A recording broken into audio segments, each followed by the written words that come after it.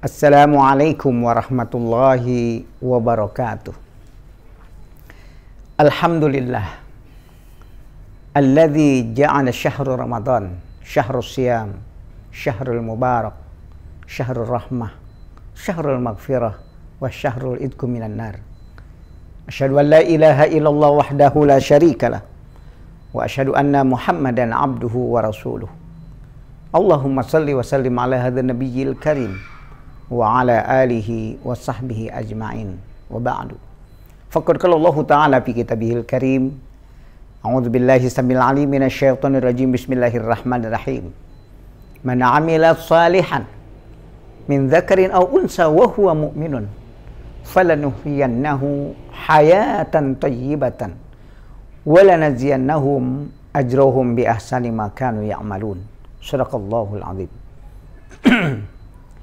Sahabat-sahabat iman yang dimuliakan oleh Allah Subhanahu wa Ta'ala, semoga hari ini semua dalam keadaan sehat walafiat, senantiasa mendapat limpahan rahmat, barokah, hidayah dan inayah dari Allah Subhanahu wa Ta'ala, insya Allah. Bersyukur kita kepada Allah Subhanahu wa Ta'ala yang telah memberikan berbagai macam nikmat kepada kita, sehingga saat ini Allah memberikan kesempatan kepada kita yang sangat luar biasa, kesempatan kita bertemu dengan bulan suci Ramadan. Kita selalu berharap kepada Allah, mudah-mudahan di bulan suci Ramadan ini merupakan bulan yang terbaik ketimbang bulan-bulan Ramadan pada tahun-tahun yang lalu. Insya Allah, amin ya robbal alamin. Salawat dan salam semoga terlimpahkan kepada junjungan kita Nabi Muhammad Rasulullah SAW, bagi keluarganya, sahabatnya, dan kepada seluruh pengikutnya yang sampai saat ini masih tetap istiqamah, komitmen konsisten dalam menjalankan syariatnya. Insya Allah satu saat nanti kita akan mendapatkan syafaat dari Nabi kita Muhammad Rasulullah Sallallahu Alaihi Wasallam. Sahabat-sahabat iman yang dimuliakan oleh Allah Subhanahu wa Ta'ala, amal soleh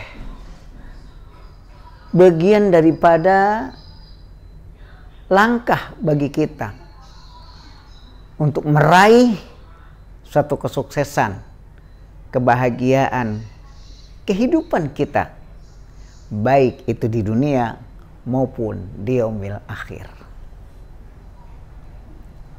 Sebagaimana Allah menegaskan di dalam Al-Quranul Karim, di dalam surat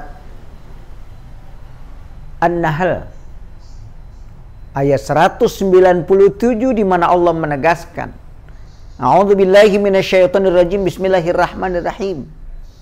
Man 'amila shalihan min dzakarin aw unsa wa huwa mu'minun falanuhyiyannahu hayatan thayyibatan wa lanajziyannahum ajrahum bi ahsani ma kanu ya'malun. Shadaqallahul 'adzim.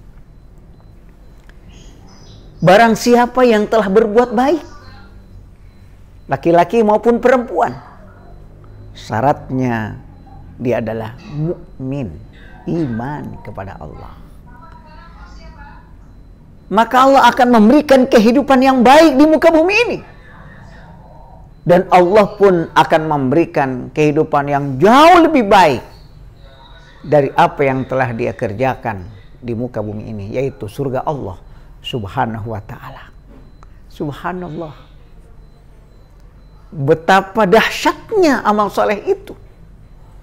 Ia mengantarkan kita, mengantarkan seseorang untuk meraih suatu kesuksesan, kebahagiaan, bukan hanya sebatas kesuksesan kebahagiaan di dunia saja, tapi juga ila yaumil qiyamah, sampai dengan hari akhir atau hari kiamat. Subhanallah. Banyak lagi di ayat-ayat yang lain, seperti dalam surat 18, surat Al-Kahfi ayat 110. Allah Subhanahu wa taala menegaskan dengan firman-Nya, A'udzubillahi minasyaitonirrajim, bismillahirrahmanirrahim. Faman kana yarzu liqa'a rabbih falyamal 'amalan salihan wa la yusyrik bi'ibadati rabbih ahada. Shadaqallahul azim. Barang siapa yang ingin berjumpa, ketemu dengan Tuhannya, ketemu dengan Rabb-Nya, hendaknya dia melakukan perbuatan-perbuatan yang baik, yakni amalan salihan. Wala yusyrik bi'ibadati rabbih ahada, dan dia tidak mempersekutukan Allah dengan segala sesuatu apapun. Masya Allah. Jadi amal soleh ini ternyata yang mengantarkan kita. Ada lagi di dalam ayat yang lain, di saat Allah menceritakan tentang kekuasaannya, keberadaannya atau eksistensi dirinya di hadapan manusia, bahwa dia yang maha tahu terhadap apa yang kita lakukan. Namun di dalam ayat itu Allah katakan, summa yunabbi'uhum bima amilu yaumal qiyamah innallaha bikulli syai'in alim. Shadaqallahul azim. Nanti kata Allah di hari kiamat,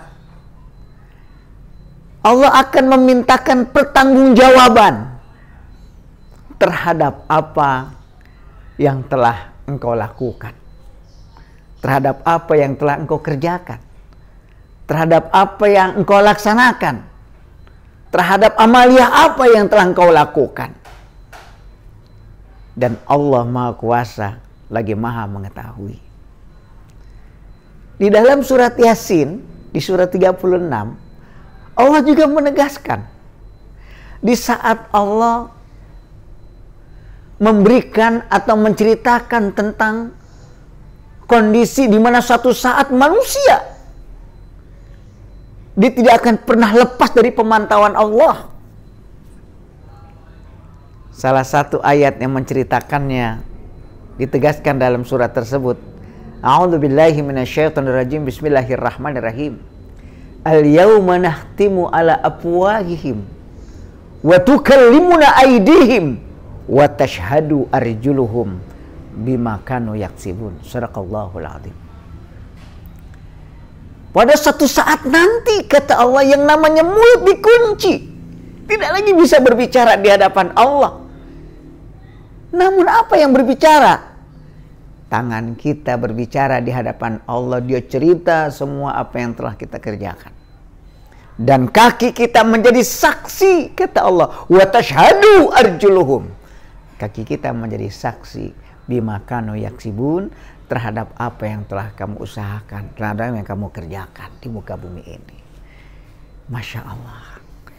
Jadi amaliyah itulah yang nanti akan dimintai pertanggungjawaban di hadapan Allah Subhanahu wa ta'ala. Oleh karenanya Nabi kita Muhammad Rasulullah Sallallahu alaihi wasallam menegaskan dengan sabdanya. Apa kata beliau? Badiru bil a'mali fitanan kaqita'il laili muslimi yusbihu rajulu mu'minan wa yumsi kafiran wa yumsi mu'minan wa yusbihu kafiran yabi'u dinahu bi'aradim minad dunya. Atau kama qala Rasulullah sallallahu alaihi wasallam. Rasulullah menyeru kepada kita karena sayangnya beliau kepada kita, agar kita ini menjadi umatnya terselamatkan dari siksa api neraka Allah, terselamatkan di saat Allah meminta pertanggungjawaban apa yang telah kita lakukan di muka bumi ini. Apa kata beliau?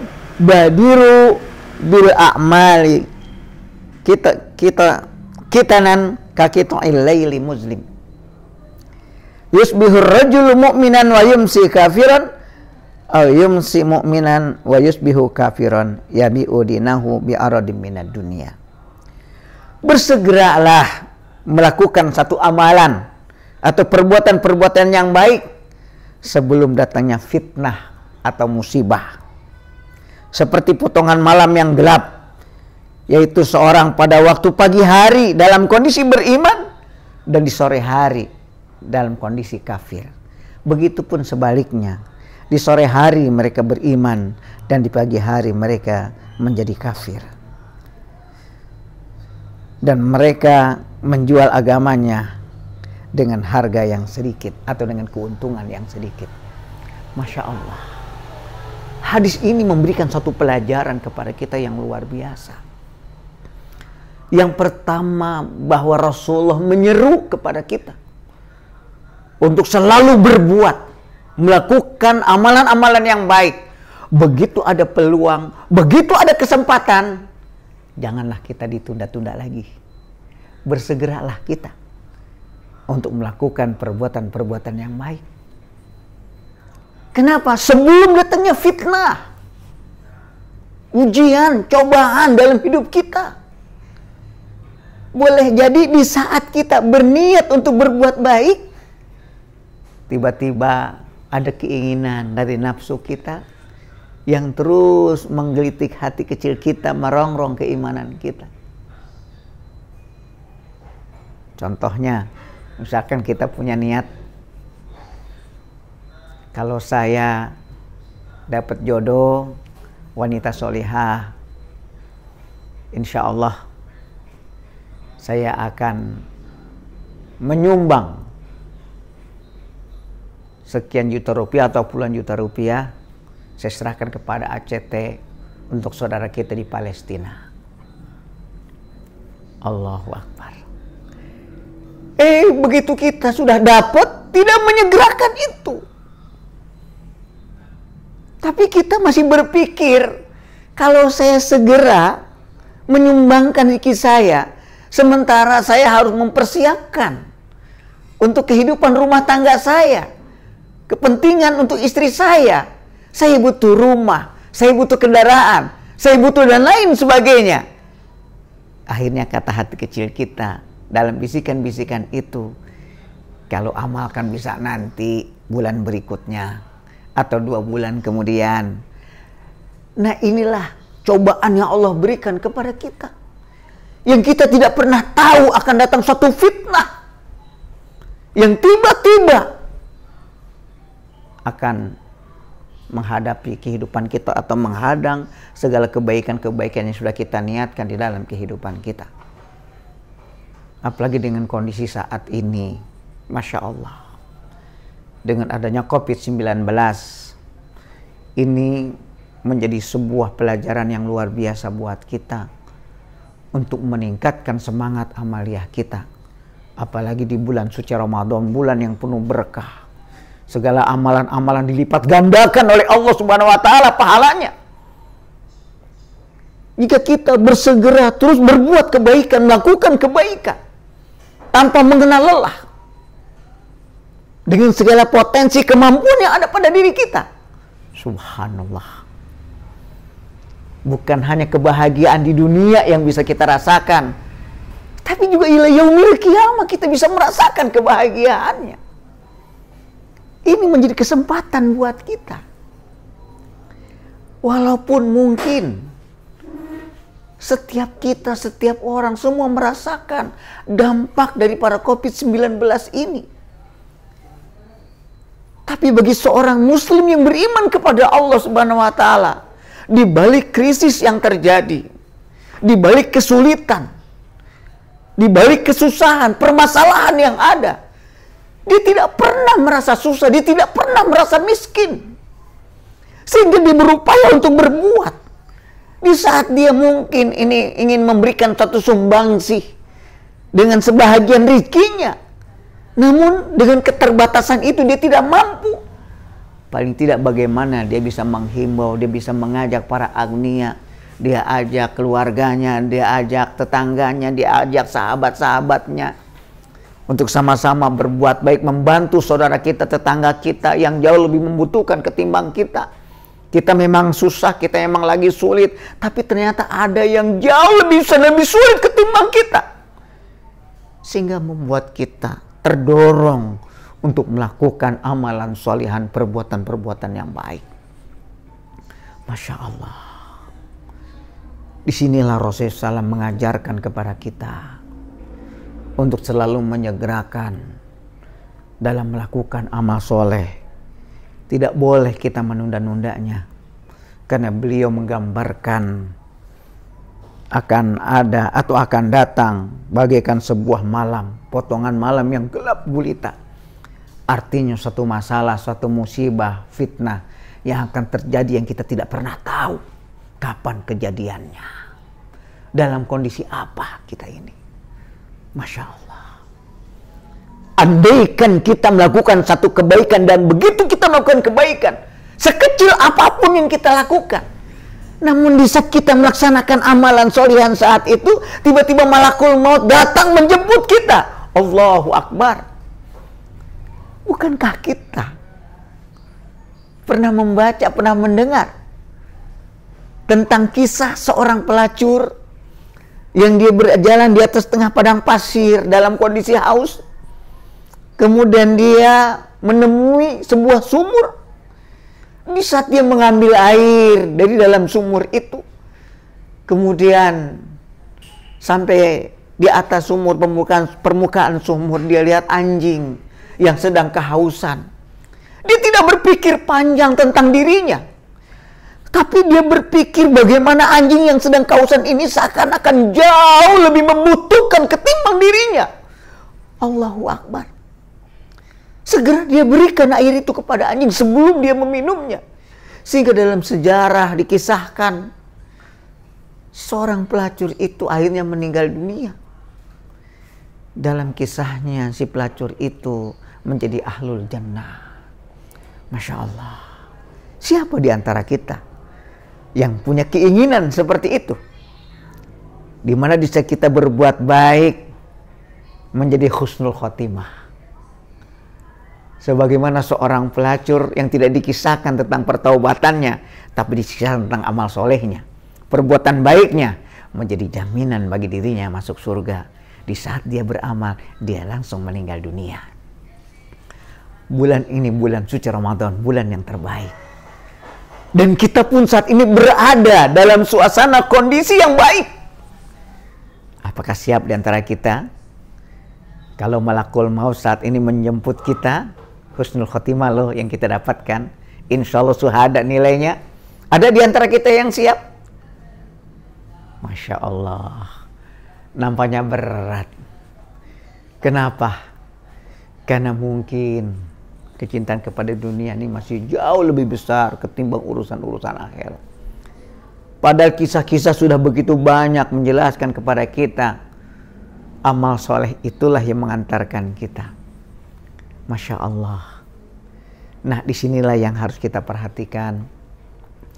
Sebagaimana Rasulullah mengajarkan kepada kita untuk selalu berbuat baik, dan berbuat baik. Di saat kita berbuat baik, tidak lagi berpikir panjang. Kenapa? Karena dia sudah punya suatu keyakinan dalam hidupnya, bahwa segala kebaikan-kebaikan yang telah dia lakukan menjadi semua amal soleh yang mengantarkan kita, mengantarkan dirinya menjadi orang-orang yang sukses baik di dunia maupun di yaumil akhir. Sahabat-sahabat iman yang dimuliakan oleh Allah Subhanahu wa Ta'ala, ada di dalam satu hadis Rasulullah menjelaskan, kata beliau, man shalla yura'i faqad asyrak, wa man shoma yura'i faqad asrak, wa man tasaddaqa yura'i faqad asrak. Atau kama qala Rasulullah sallallahu alaihi wasallam. Beliau menegaskan, barang siapa yang melaksanakan sholat karena faktor riya kepada manusia, karena pengen dipuji, pengen dilihat, pengen dipandang, terkadang ini masih ada pada diri kita. Apalagi kalau kita misalkan dalam suasana kerja, di perusahaan itu sudah disiapkan sarana ibadahnya seperti musola atau masjid. Mungkin di saat bos kita atau direktur utama kita atau big boss kita tidak ada di ruangan atau tidak sholat bersama kita, mungkin kita masih ada rasa, nggak ada bos, agak nyantai dikit lah. Tapi begitu big bossnya datang, waduh, yang tadi cuma 2 shop, sehingga masjid dan musola yang begini luas penuh dengan jamaah. Ini kan berarti di saat kita melaksanakan ibadah, ada niat yang lain, bukan kepada Allah. Ada niat-niat yang lain. Masya Allah, kan rugi kali itu pada diri kita. Begitupun kata Rasulullah, wa man shoma yurai faqad asrak. Dan barang siapa melaksanakan puasa karena manusia, maka dia termasuk syirik di dalamnya. Puasa yang kita lakukan, yang harusnya mungkin karena Allah Subhanahu wa ta'ala, namun terkadang masih ada perasaan-perasaan karena ini, itu, dan lain sebagainya. Oleh karenanya Rasulullah pun dalam hadis menggambarkan, apa kata beliau, kam min shaimin laisa lahu min siyamihi ilal juwal atas. Betapa banyak di kalangan umatku, kata Rasulullah, mereka melaksanakan ibadah puasa tidak mendapatkan apa-apa kecuali hanya sebatas menahan lapar dan dahaga saja. Masya Allah, na'udzubillah, summa na'udzubillah. Sudah capek kita melaksanakan ibadah, meninggalkan perbuatan-perbuatan yang diharamkan oleh Allah Subhanahu wa ta'ala, tapi pada akhirnya di hadapan Allah tidak mendapatkan pahala apa-apa. Kenapa? Karena di dalam melaksanakan puasa tidak ada amal solehnya, tidak ada nilai perbuatan baiknya. Yang ada menjadi amal yang kita niatkan untuk manusia. Begitupun kata Rasulullah, wa man tasaddaqa yura'i faqad asyrak. Barang siapa yang melaksanakan sodakoh karena riya kepada manusia, maka sungguh dia termasuk orang-orang yang syirik. Padahal kalau kita sodakoh, berbuat baik, beramal soleh dengan penuh ketulusan dan keikhlasan dalam hidupnya, Masya Allah. Apa kata Allah dalam surat Al-Baqarah? Wa ma tunfiqu min khairin fali anfusikum. Al-ayah, sadaqallahul azim. Apa saja sesuatu yang baik yang kamu nafkahkan, kata Allah, maka kebaikan itu akan kembali kepada dirimu sendiri. Allahu Akbar. Di dalam surat dan ayat yang lain juga Allah menegaskan, in ahsantum ahsantum li anfusikum. Al-ayah, sadaqallahul azim. Apa aja sesuatu yang baik, kebaikan yang kamu lakukan, yang kamu jalankan, kata Allah, maka kebaikan itu pun akan kembali kepada dirimu sendiri. Ya Allah, betapa banyak amaliyah kita kalau kita renungkan dalam-dalam pada pikiran kita dan hati kita. Mulai dari sholat, mulai dari puasa, sampai sedekah. Boleh jadi di dalamnya tidak ada amal soleh di hadapan Allah. Tidak ada. Sehingga ibadah-ibadah yang telah kita jalan, yang kita lakukan, yang seharusnya meningkatkan kekuatan keyakinan kepada Allah Subhanahu wa ta'ala, tapi justru menjauhkan kita dari Allah, sehingga ibadah yang kita jalankan itu tidak bisa mewarnai kehidupan kita, tidak mampu mencerminkan amal kebaikan kita, tidak mampu menjadi sebuah kekuatan yang memberikan satu dorongan kepada kita untuk selalu melakukan perbuatan-perbuatan yang baik dalam hidup kita. Kenapa? Karena boleh jadi tidak ada amal soleh. Padahal di dalam surat Al-Hijr ayat 99 Allah tegaskan, A'udzubillahi minasyaitonirrajim, bismillahirrahmanirrahim, wa'budu rabbakum hatta ya'tiyakal yaqin. Subhanallah. Beribadahlah kalian kepada Rabb kalian, sehingga dengan ibadah itu mendatangkan suatu keyakinan yang kuat, yakin akan hari akhir. Ini dengan ibadah. yang seharusnya meningkatkan kualitas amaliyah kita, meningkatkan derajat hidup kita. Tapi ternyata jauh dari harapan Allah dan Rasulnya terhadap kita. Yang seharusnya justru bagi orang-orang muslim yang beriman kepada Allah, setiap saat melakukan kebaikan-kebaikan, amal-amal soleh sepanjang hidupnya.